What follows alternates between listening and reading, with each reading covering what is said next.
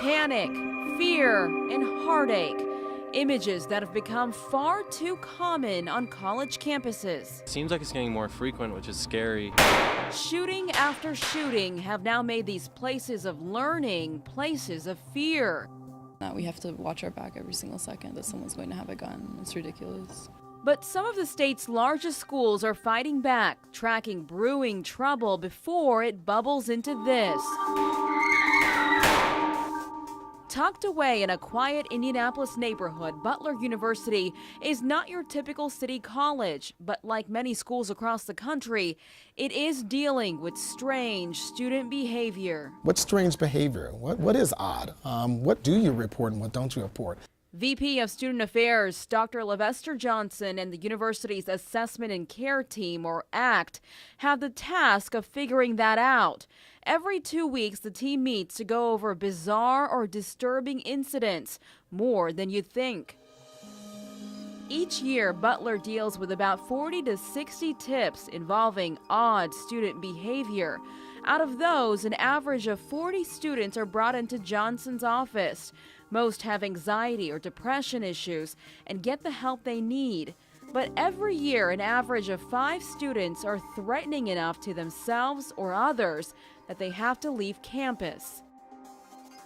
At Purdue's campus in West Lafayette, the Behavioral Intervention Team meets weekly, monitoring complaints about students. In 2012, the school dug into 96 cases, using all of their resources. We may talk to roommates, we may talk to friends, we may talk to instructors, seeing how a student is doing in class. Have they been attending class?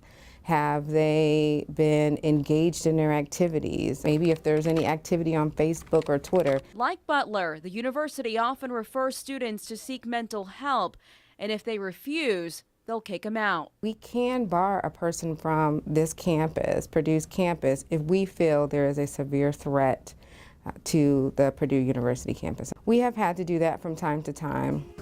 It's only happened a handful of times at Indiana University in Bloomington, where Pete Goldsmith is always alert. The Dean of Students leads a weekly meeting with staff and campus police, investigating roughly 50 to 60 incidents each year. That may be acting strangely, or that they've acted out, or there's been an incident in the classroom. But IU is going a step further. In the last 2 years, the school began training hundreds of students to catch red flags and step in. We were trying to give them the words and the confidence that they could intervene in a situation before it became dangerous. About 500 of these vigilant students are already walking on campus right now, and IU promises thousands more in years to come.